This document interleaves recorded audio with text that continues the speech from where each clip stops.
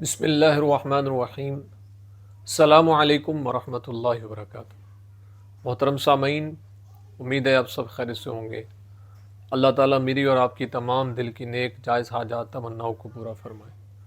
آج کی ویڈیو کا عنوان اس حوالے سے ہے کہ خواب کے اندر مختلف قسم کے پھول دیکھنا، مختلف رنگوں کے پھول دیکھنا، سفید پھول دیکھنا، زرد پھول دیکھنا، سرخ پھول دیکھنا، اس کی کیا تعبیرات ہیں، بزرگ اس کے بارے میں کیا فرماتے ہیں۔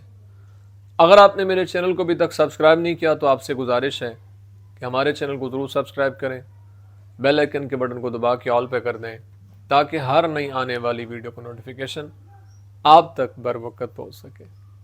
اگر انسان خواب کے اندر یہ دیکھتا ہے کہ سرخ پھول کوئی اس نے اس کے موسم میں دیکھا ہے تو یہ اس بات کی طرف اشارہ ہے کہ اللہ پاک خواب دیکھنے والے کو بیٹا عطا فرمائے گا۔ اس لیے خواب دیکھنے والے کو اللہ تعالیٰ کا شکر ادا کرتے رہنا چاہیے اور اس کے حضور دعائیں کرتے رہنا چاہیے۔ اگر کوئی بے وقت میں، یعنی ایسے وقت میں جس وقت میں پھول نہیں ہوتے، اس وقت میں کوئی پھول دیکھتا ہے سرخ، تو یہ اس بات کی طرف اشارہ ہے کہ خواب دیکھنے والا کسی مصیبت کے اندر گرفتار ہوگا۔ اس لیے اللہ کے حضور اس کو توبہ استغفار کرتے رہنا چاہیے۔ اگر انسان خواب میں پھول کا درخت دیکھتا ہے اور زرد پھول دیکھتا ہے تو یہ اس بات کی طرف اشارہ ہے کہ اللہ تعالیٰ اس خواب دیکھنے والے کی حاجت کو پورا فرما دے گا۔ اگر سفید پھول دیکھتا ہے تو اس بات کی طرف اشارہ ہے کہ اللہ خواب دیکھنے والے کو عزت اور دولت اور مرتبہ عطا فرمائے گا۔ اگر انسان اپنے گھر میں پھول دیکھتا ہے تو یہ اس بات کی طرف اشارہ ہے کہ کسی لڑکی کو اپنے نکاح میں لائے گا۔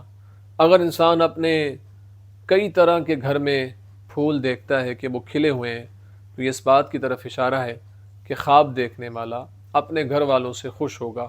اس لیے اللہ کے حضور اس کو دعائیں کرتے رہنا چاہیے۔ اگر انسان خواب کے اندر یہ دیکھتا ہے کہ کسی کو پھول دیا ہے یا ہاتھ سے گرایا ہے تو یہ اس بات کی طرف اشارہ ہے کہ بے وفا شخص کی صحبت سے دور ہوگا، اور یعنی بری صحبت سے اللہ تعالیٰ اس کو دور فرما دے گا۔ امید ہے آپ کو ویڈیو پسند آئی ہوگی، اپنی دعاؤں میں یاد رکھیے گا۔ اگر ویڈیو پسند آئی تو لائک، کمنٹ، شیئر ضرور کریں۔ زندگی رہی تو انشاءاللہ نیکسٹ ویڈیو میں آپ سے پھر ملاقات ہوگی۔ السلام علیکم ورحمۃ اللہ وبرکاتہ۔